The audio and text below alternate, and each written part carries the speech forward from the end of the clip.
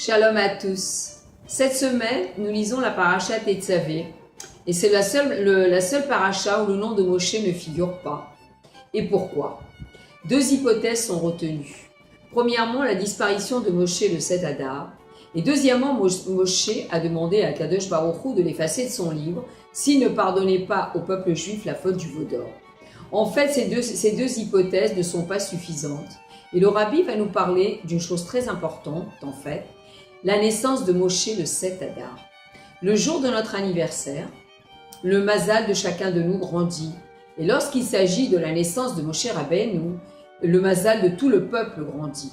C'est la raison pour laquelle le mazal du mois d'Adar est en bonne santé et que c'est un mois de joie. Et cette année, il y a deux Adar. La joie est double.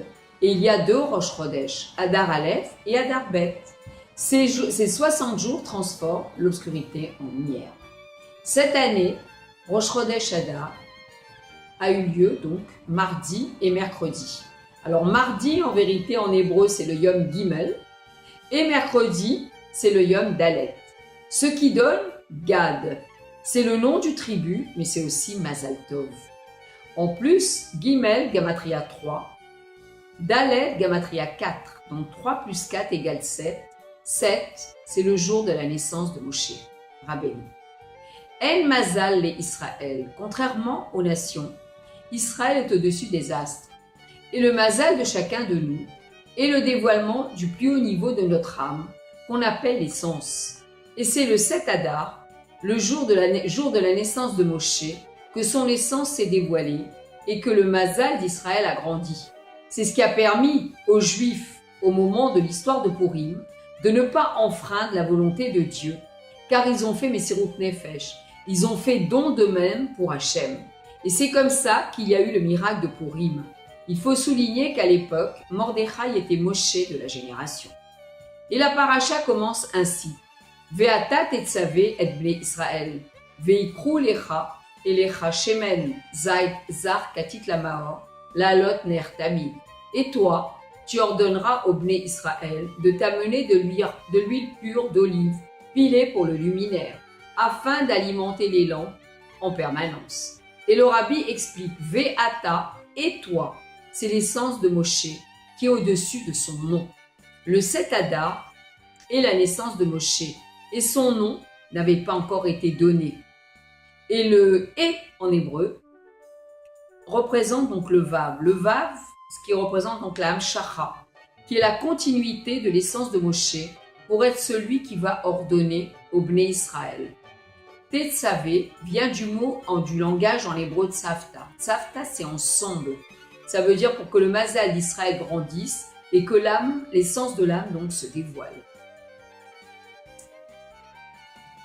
Israël, c'est Moshe et Moshe, c'est Israël. C'est une seule entité. Moshe et Israël, c'est l'exemple de la tête et des pieds. Moshe est la tête et les Bnei Israël sont ses pieds. Il y a Moshe dans chaque génération. Et dans la nôtre, c'est le Rabbi Melech HaMashiach.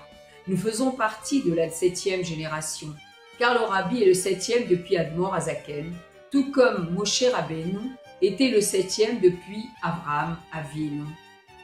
Et donc le Rabbi est le chef de la génération et le guide de la génération. Et le lien qui existe entre lui et chacun de nous, chaque juif en fait, est indissoluble, car il est une âme collective qui contient tous les âmes d'Israël. Et ils t'emmèneront de l'huile pure pressée. C'est la Messirut Nefesh, c'est-à-dire le don de soi. L'olive a fait Messirut Nefesh pour sanctifier le nom de Dieu. Elle a été pressée pour donner de l'huile, afin d'éclairer le Beth Amikdash. Israël est comparé à l'olive. Il ne sort que son huile que s'il est pressé, c'est-à-dire en fait le meilleur de nous-mêmes. Et le rabbi va nous parler maintenant du cas d'une jeune femme qui a été tuée dans le quartier du rabbi en 1992 par Achat Trouma parce qu'elle était juive.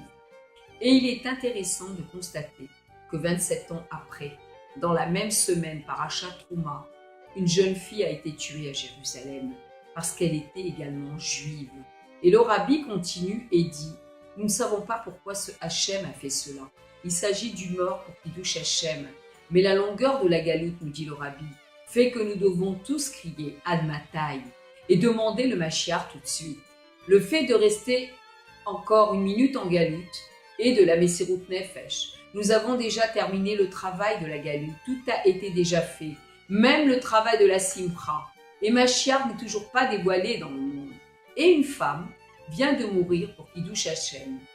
Et le Rabbi nous dit que ce soit la dernière fois et qu'à partir du maintenant, il y ait une longue vie et de bonnes années pour tout le peuple juif. Et que le Mazal donc soit en bonne santé, tant matériellement que spirituellement, jusqu'à ce que nous passions à la vie éternelle, une âme dans un corps, sans passer par le contraire de la vie au moment de la Géoula. Shabbat Shalom dans la joie de la Géoula. Yehi Adonenu Morenu Verabenu Melech HaMashiach Leolam Vaed.